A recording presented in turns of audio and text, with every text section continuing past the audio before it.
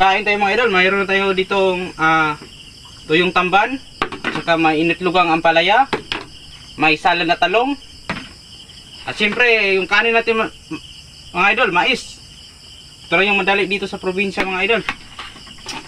So kain na tayo mga idol. Yan, dito lang tayo sa sahig mga idol kasi wala tayong lamisa mga idol kasi sobrang liit tong kubo natin mga idol.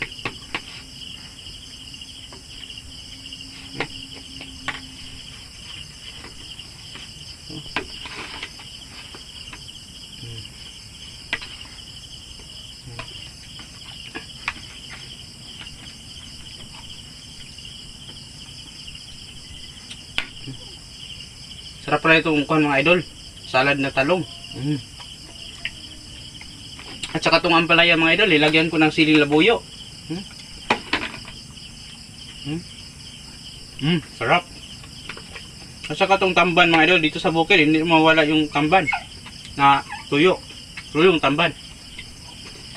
Thank you for watching.